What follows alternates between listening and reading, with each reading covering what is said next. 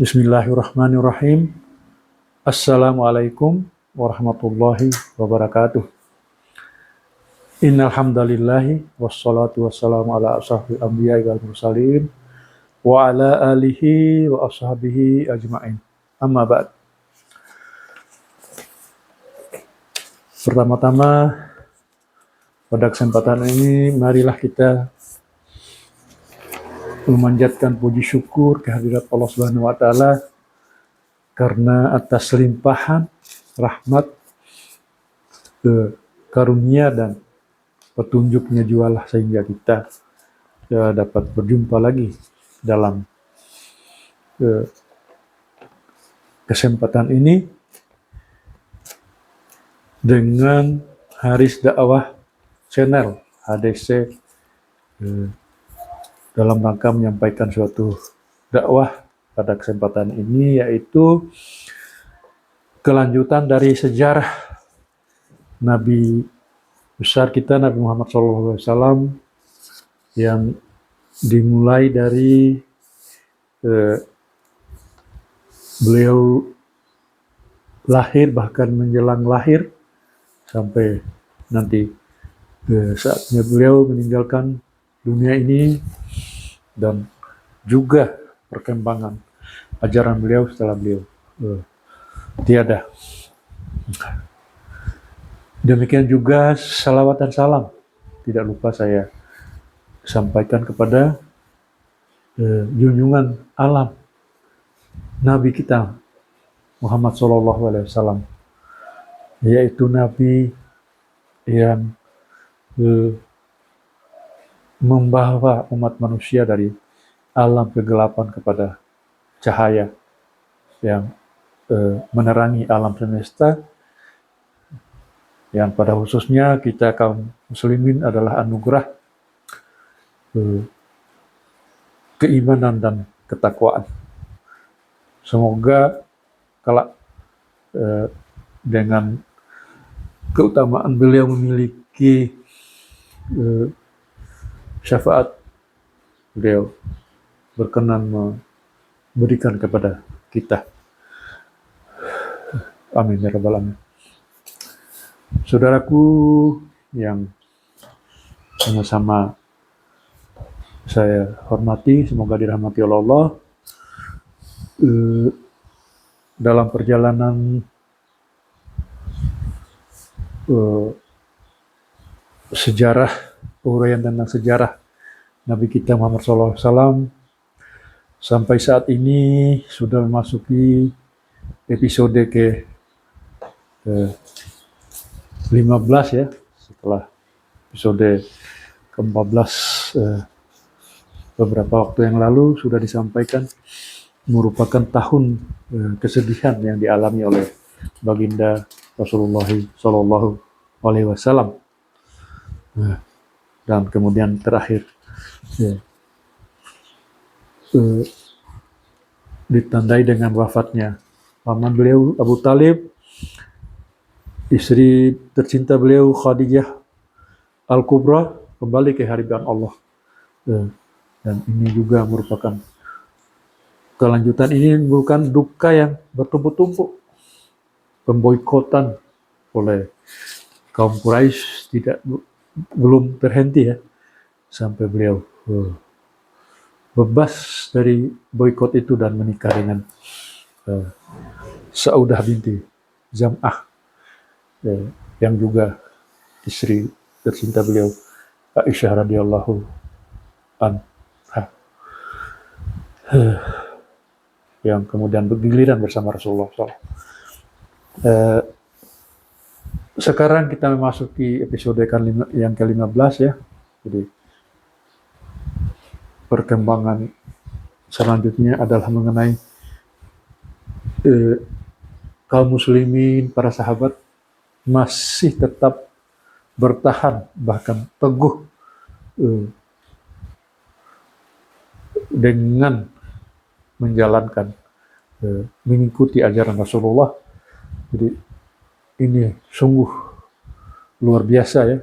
Jadi apakah yang menjadi faktor-faktor yang mendorong, yang menguatkan kuatkan sehingga mereka begitu teguh sabar dalam menjalankan berjuangkan Islam ini. Jadi inilah yang saya akan sampaikan pada kesempatan ini, yaitu faktor-faktor penguat kesabaran dan keteguhan umat Islam ya, pasca didera oleh penderitaan yang luar biasa akibat dari boikot dan janji-janji yang perjanjian yang zolim dilakukan oleh kaum Quraisy. Jadi inilah yang benar-benar mencengangkan dari orang yang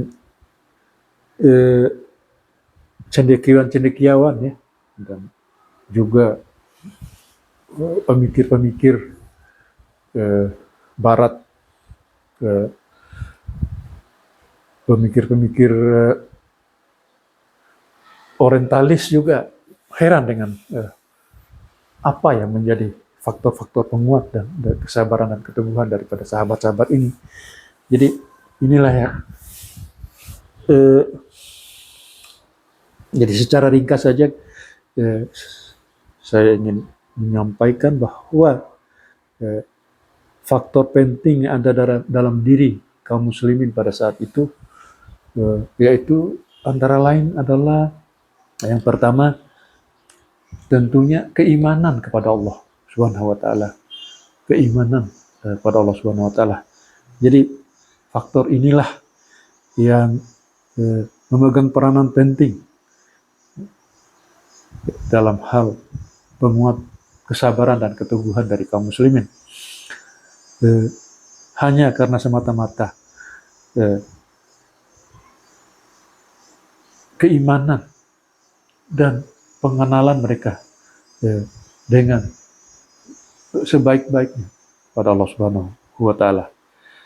Keimanan yang telah menghujam ke dalam sanubari dengan kuat seperti sebuah gunung yang kokoh dan tidak akan goyang. Jadi orang yang memiliki keimanan dan keyakinan seperti ini akan melihat kesulitan duniawi sebanyak dan sebesar apapun hanya sebagai lumut-lumut kecil ya, yang terbawa oleh banjir. Dan kemudian lumut itu akan hancur, tidak akan berbekas ketika bertemu dengan bendungan yang kokoh dan benteng yang perkasa. Seorang yang dengan kondisi seperti ini tentu tidak mempedulikan hambatan apapun yang ada di depannya, karena manisnya keimanan, segarnya ketaatan dan nikmatnya keyakinan telah memenuhi setiap relung hatinya. Saudaraku, Allah Subhanahu wa taala berfirman, fa amma jabadu fayadhhabu jufaa wa amma ma yanfa'un nasa fayamkusu fil ardi. Adapun buih akan hilang sebagai sesuatu yang tak ada gunanya, tetapi yang bermanfaat bagi manusia akan tetap ada di bumi. Di Quran surat Ar-Ra'd ayat 17. Namun dari faktor keimanan yang kuat ini mendorong kepada memicu kepada faktor-faktor yang lain yang tidak lain menguatkan, meneguhkan dan kesabaran kaum muslimin pada saat itu, yaitu yang saya sebut sebagai faktor kedua adalah kepemimpinan yang digandrungi oleh setiap hati, setiap orang. Jadi kepemimpinan yang disenangi, digandrungi oleh setiap hati, setiap kaum muslimin. Jadi tiada lain adalah Rasulullah SAW, sosok pemimpin tertinggi umat Islam, juga bagi seluruh manusia sebenarnya. Beliau memiliki eh, postur tubuh yang sempurna, akhlak, sifat-sifatnya yang luhur, terhormat, dan ciri fisik yang agung.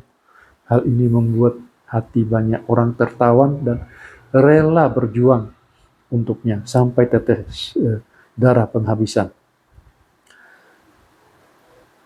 Jadi dalam hal kesempurnaan yang ada pada diri beliau, belum pernah Allah anugerahkan kepada siapapun. Sebelumnya beliau menempati posisi puncak dalam derajat sosial, keluhuran budi, kebaikan, dan keutamaan. Demikian pula dari sisi kesucian diri, sifat amanah, kejujuran, dan semua jalan-jalan kebaikan yang tidak ada tandingannya. Jangankan sahabat-sahabat beliau dan orang-orang mencintai beliau, para musuh-musuhnya pun mengakui kelebihan yang ada pada beliau dan tidak meragukannya. Tidaklah terlontar suatu ucapan dari mulut beliau, melainkan membuat mereka bertambah yakin akan kejujuran dan kebenaran beliau. Banyak sekali contoh-contoh yang menjadi perbincangan kaum Quraisy yang sangat mengagumi, sehingga mengagumi Rasulullah SAW, termasuk Abu Jahal. Jadi mengakui bahwa sesungguhnya kami katanya tidak pernah mendustakanmu dari aspek kejujuran, ketubuhan hati, sisi manusiawi. Tetapi kata Abu Jahal, kami mendustakan apa yang engkau bawa. Nah, inilah persoalannya. Selaras dengan itu Allah Subhanahu wa taala berfirman, fa innahum la yukazzibunaka walakinnal zalimina biayatillahi yajhadun. Sebenarnya mereka bukan mendustakanmu, tetapi orang-orang yang zalim itu mengingkari ayat-ayat Allah di Quran surat Al-An'am ayat 33.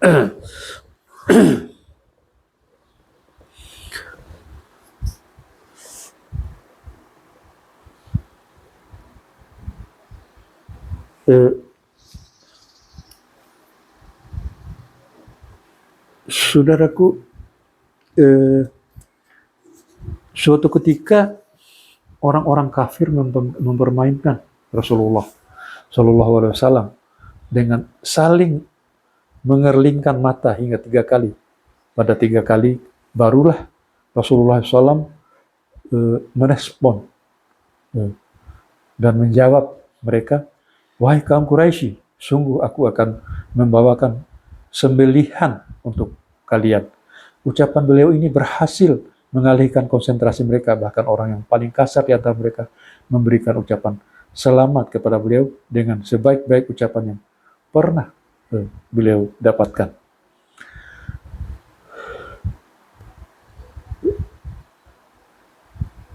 Saudaraku, demikian juga ketika mereka melemparkan kotoran unta ke arah kepala beliau saat sedang sujud, beliau mendoakan kebinasaan atas mereka.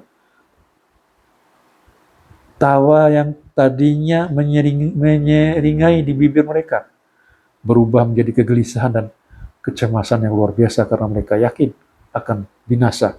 Tatkala beliau mendoakan kebinasaan atas Utbah bin Abi Lahab, orang ini percaya apa yang didoakan Nabi akan menimpanya, sehingga ketika dia melihat segerombolan singa serta merta dia bergumam, demi Allah, dia Muhammad tetap bisa membunuhku padahal dia berada di Mekah dan aku ada di Syam. Banyak sekali cerita-cerita yang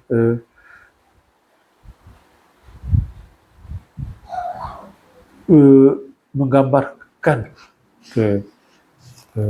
luar biasaan beliau, menggambarkan suatu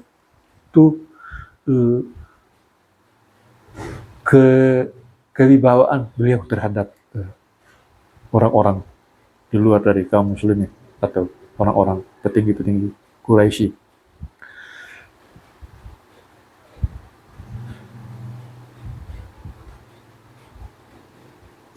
Saudaraku, eh, yang sama-sama dirahmati oleh Allah. Eh,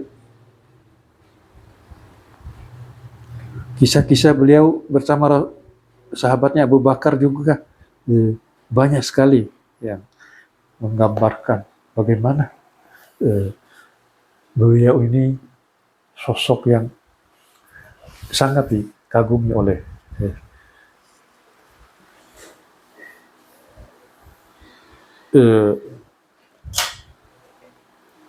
sahabat, lebih-lebih orang di luar kaum muslimin ya.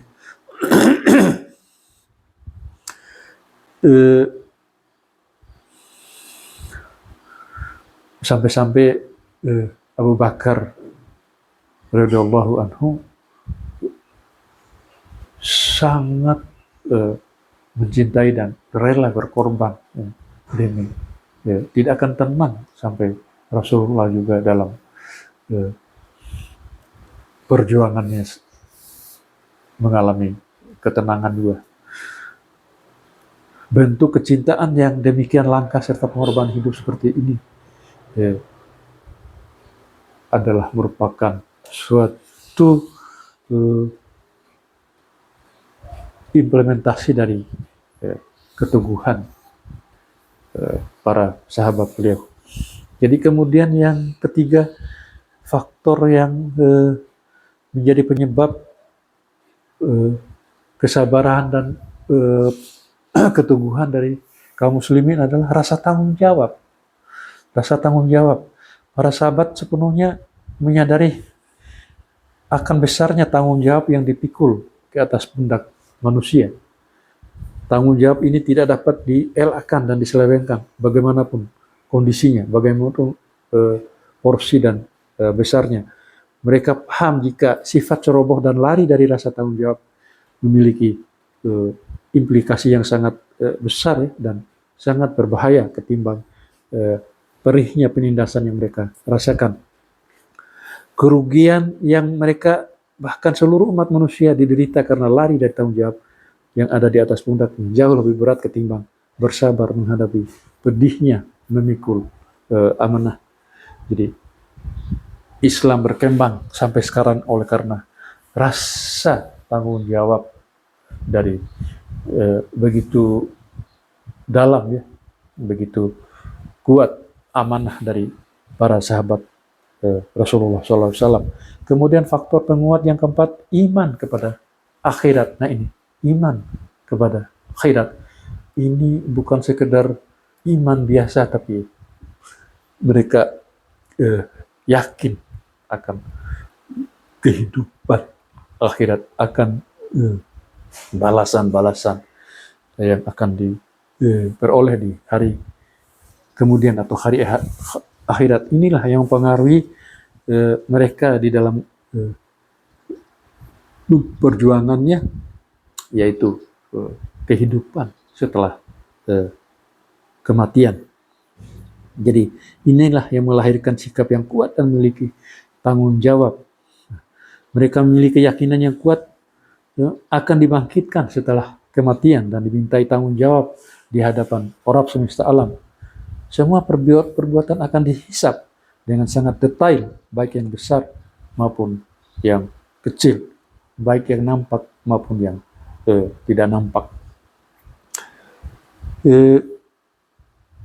Hanya ada dua pilihan yang mereka yakini, yaitu ke surga yang penuh dengan kenikmatan atau ke neraka yang penuh dengan azab yang besar dan abadi. Saudaraku, selain dari rasa cinta mereka yang begitu besar terhadap Allah dan Rasulnya, hati mereka juga diisi oleh rasa takut dan rasa harap, al-khawf dan roja. Jadi mengharapkan rahmat Allah dan takut akan siksanya yang begitu pedih. Mereka tak ubahnya seperti yang Allah gambarkan, yaitu walladzina yu'tuna ma atau wa qulubuhum wajilatun wajilatun annahum ila rabbihim raji'un. Mereka berikan sedekah dengan hati penuh rasa takut karena mereka tahu bahwa sungguhnya mereka akan kembali kepada Rabbnya. Quran surat Al-Mu'minun ayat 60. Jadi mereka paham benar bahwa rasa pahit dan manisnya masa hidup di dunia tidak sebanding dengan pedih dan nikmatnya kehidupan di akhirat kelak, miskinnya sebesar sayap lalat misalnya. Jadi penghayatan mereka terhadap kehidupan akhirat benar-benar sangat dalam, dan karena itu mereka menyibukkan jiwa, raga, dan pikirannya untuk mengejar kehidupan akhirat. Lalu yang faktor yang kelima adalah Al-Quran, kitab suci Al-Quran. Jadi pada situasi kritis dan sulit itu turunlah surat-surat dan ayat-ayat dari sisi Allah guna memberikan penguat dan bukti atas kebenaran di salah Islam dan prinsip dasarnya. Dakwah kepada jalan Allah berada di atas fondasi kejujuran, lalu dikuatkan dengan gaya bahasa yang lugas dan indah dari kalamullah ini, ya, Al-Quran. Kita juga merasakan bagaimana indahnya bahasa Al-Quran.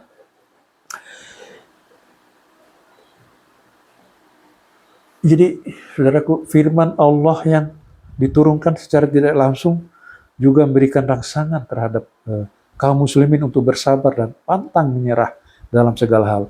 Al-Quran juga menyuguhkan perumpamaan beserta hikmah-hikmah yang terkandung di dalamnya. Nah, dalam kaitan dengan ini Allah berfirman, Am hasibtum an tadkhulul jannata walamma ya'tikum mathalul ladzina khalaw min qablikum massathumul ba'sa'u wad-dharra'u wazulzilu hatta yaqula ar-rasul walladzina amanu ma'ah mata nasrullahi ala inna nasrallahi qarib. Ataukah kamu mengira bahwa kamu akan masuk surga padahal belum datang kepadamu cobaan seperti yang dialami orang-orang terdahulu sebelum kamu? Mereka ditimpa kemelaratan, penderitaan, dan guncangan dengan berbagai cobaan sehingga Rasul dan orang-orang yang beriman bersamanya berkata, kapankah datang pertolongan Allah? Ingatlah, sesungguhnya pertolongan Allah itu dekat. Quran surat Al-Baqarah ayat 214. Ayat yang lain juga terkait ini. Alif Lam Mim hasiban nasu ayyutraku ayyaqulu amanna wa hum la yuftanun. Walaqad fatanna allazina min qablihim falaya'lamanna Allahu allazina shadaqu wa la ya'lamanna al-kadzibin. Alif Lam Mim. Apakah manusia itu mengira bahwa mereka akan dibiarkan hanya dengan mengatakan kami telah beriman dan mereka tidak diuji? Dan sungguh kami telah menguji orang-orang sebelum mereka, maka Allah pasti mengetahui orang-orang yang benar dan pasti mengetahui orang-orang yang dusta. Quran surat Al-Ankabut ayat 1-3. Jadi, saudaraku, ayat-ayat yang saya bacakan di atas juga menolak semua argumentasi kaum kafir dan para pembangkang dengan bantahan yang membuat mereka mati kutu serta tidak memiliki muslihat lain untuk mengelak. Sekali waktu ayat-ayat tersebut juga memperingatkan mereka akan akibat fatal dari pembangkangan terhadap syariat dan kesesatan mereka dengan pemaparan yang jelas dan lugas. Dan juga menampilkan bukti sejarah yang Allah tunjukkan kepada para wali sekaligus kepada musuhnya. Di lain kesempatan ayat-ayat petunjuk dan ayat-ayat itu menyapa mereka secara ramah, menggunakan gaya bahasa pertanyaan, petunjuk dan pengarahan, sehingga dengan itu mereka mau berpaling dari kesesatan nyata yang tengah mereka lakukan.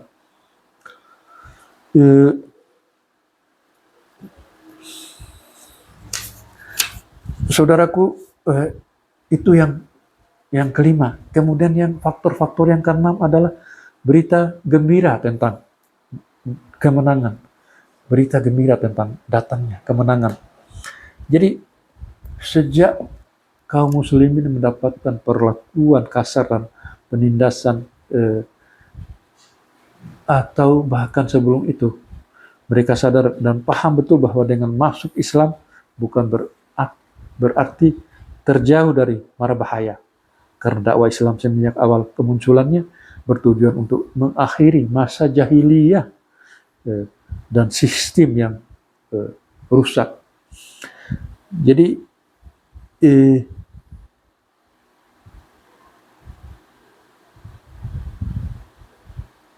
implikasinya terbentangnya kekuasaan di atas muka bumi dan penguasaan terhadap kondisi politik di seluruh dunia, dan itu semua digunakan untuk mengajak umat manusia untuk menuju keridaan Allah Subhanahu wa taala dan mengeluarkan mereka dari peribadatan sesama makhluk menuju peribadatan kepada Sang Khalik semata. Allah Subhanahu wa taala, saudara, menurunkan Al-Qur'an sebagai pembawa berita gembira.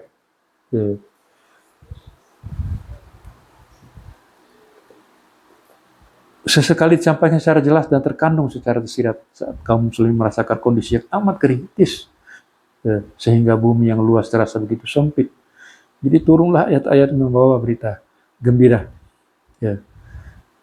seperti halnya disampaikan oleh nabi-nabi terdahulu juga, yang dimana mereka didustakan oleh pengikut atau kaumnya. Jadi dalam rentang itu turunlah beberapa ayat yang secara terang-terangan memberikan kabar gembira kepada berupa kemenangan yang akan digapai kaum muslimin di kemudian hari. Jadi di antaranya walaqad sabaqat kalimatuna liibadinal mursalin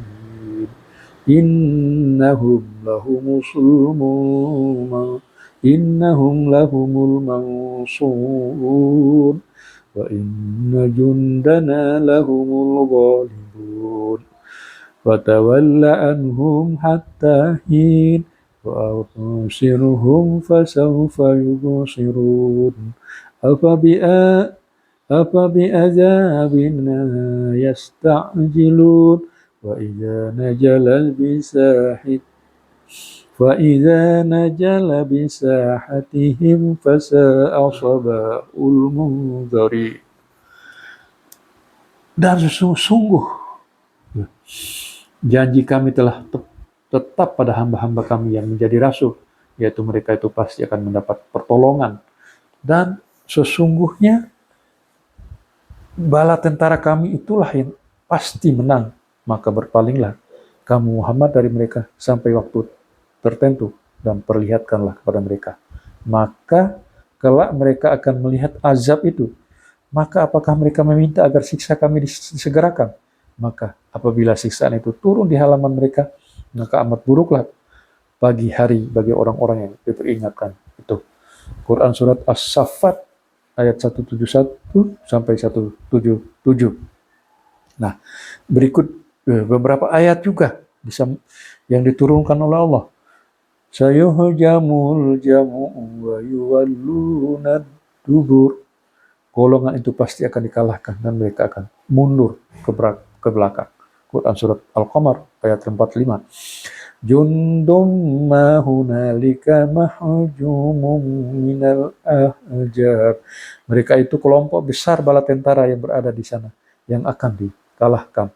Quran surat Sad ayat 11. Lalu saudaraku, kemudian Allah menurunkan firman-Nya berkenaan dengan orang-orang yang berhijrah ke Habasyah. Walladzina hajaru fillahi min ba'di ma zulimu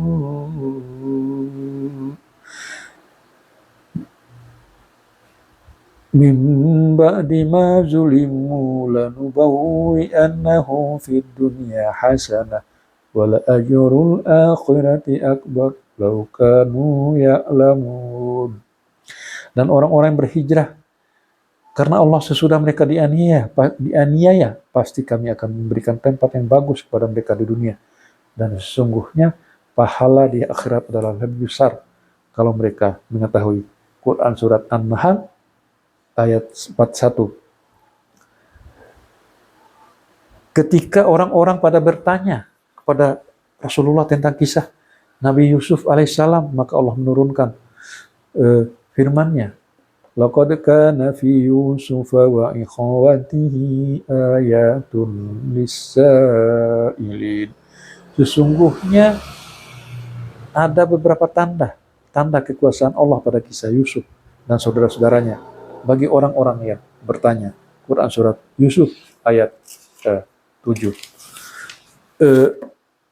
Saudaraku, maksudnya dari ayat ini adalah penduduk Mekah disamakan dengan saudara-saudara Nabi Yusuf akan mengalami kegagalan sebagaimana yang pernah mereka alami, kemudian menyerah sebagaimana mereka menyerah.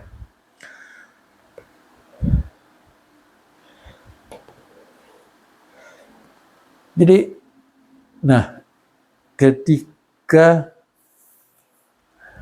perang berkecamuk antara bangsa Persia dan Romawi yang merupakan superpower dunia pada saat itu, kedua negara bangsa tersebut, orang-orang kafir lebih senang bila bangsa Persia yang menang. Hal itu tidak lain karena dilandasi kesamaan sifat antara mereka, yaitu pelaku syirik. Adapun kaum muslim lebih cenderung bila kemenangan berada di pihak bangsa Romawi karena kesamaan dalam beriman kepada Allah, para rasul, wahyu, kitab-kitab dan hari akhir. Namun pada saat itu kemenangan ada di pihak Persia. Namun sebagai pelipur lara Allah menurunkan ayat yang beritakan kabar gembira kepada bagi bangsa Romawi bahwa mereka akan meraih kemenangan dalam beberapa tahun kemudian.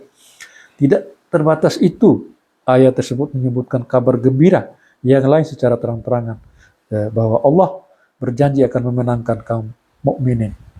Allah Subhanahu wa taala berfirman, wa yauma idzin yafrahul mu'minun bi nasrillah. Dan pada hari itu kaum mukminin bergembira dengan pertolongan Allah. Quran surat Ar-Rum ayat 4 sampai 5. Jadi berkaitan dengan kabar gembira bagi kaum muslimin ini, Rasulullah sendiri menyampaikan kabar gembira di sela-sela waktu tertentu, seperti ketika musim haji, di mana kota Mekah kedatangan tamu dari seluruh penjuru dunia. Juga ketika musim dibukanya pasar-pasar besar, misalnya pasar Ukas, Mazina, dan Zi al-Majas. Beliau mendatangi perkumpulan manusia di tempat-tempat tersebut guna menyampaikan risalah dakwah dan memberikan suatu kabar gembira. Beliau juga tidak saja memberikan kabar gembira tentang surga, namun juga kemenangan yang akan digapai di dunia.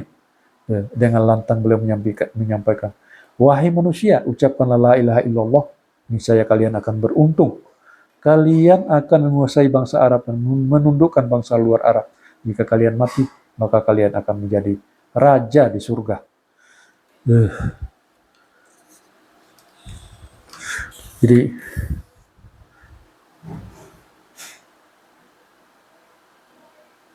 kabar gembira yang disampaikan ini atau yang diperoleh ini tidak disembunyikan dan tertutup, akan tetapi dipublikkan secara luas dan terbuka dan diketahui oleh semua halayak, baik kaum kafir maupun kaum muslimin.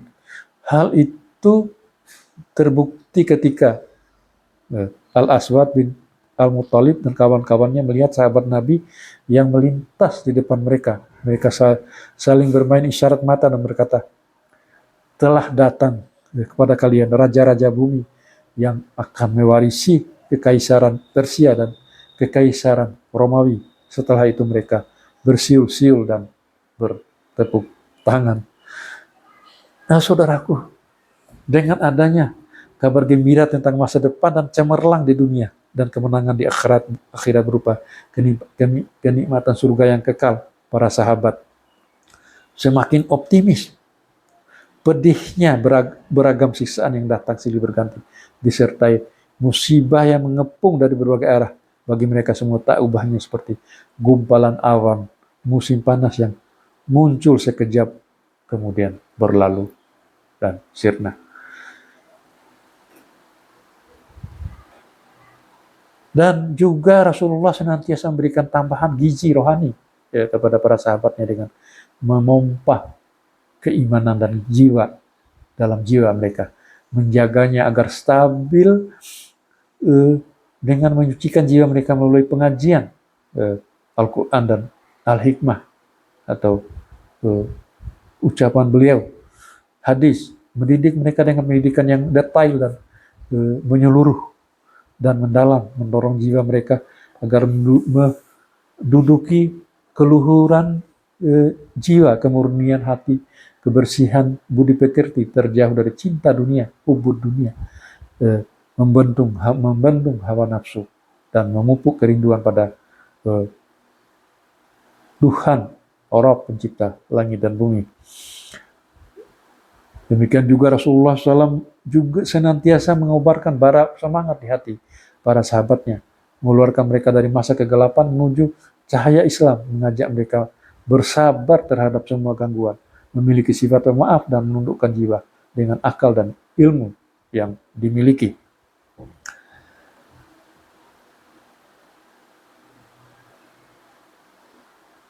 Saudara-saudaraku, akhirnya dengan itu pula akhirnya kemudian para sahabat menjadi semakin kokoh berdiri di atas teguh di atas kebenaran agama Islam. Mereka juga senantiasa menjauhkan diri dari hawa nafsu dan siap mengorbankan jiwa di jalan yang diridhoi oleh Allah Subhanahu wa taala. Hati mereka selalu merindukan indahnya surga, memiliki kemauan kuat untuk menuntut ilmu dan memahami agama, mengintrospeksi jiwa dan menundukkan sentimen-sentimen yang tumbuh, mengalahkan perasaan-perasaan dan gejolak jiwa, serta selalu membiasakan diri dengan kesabaran dan kedamaian. Jadi, saudara-saudaraku yang saya muliakan, mengakhiri di episode ke-15 ini, saya merangkum faktor-faktor yang menjadi penguat kesabaran dan keteguhan kaum muslimin pada saat itu adalah yang pertama keimanan kepada Allah, kemudian yang kedua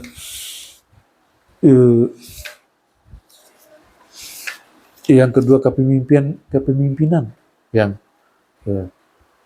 disukai atau digandrungi oleh setiap hati. Kemudian yang ketiga adanya rasa tanggung jawab.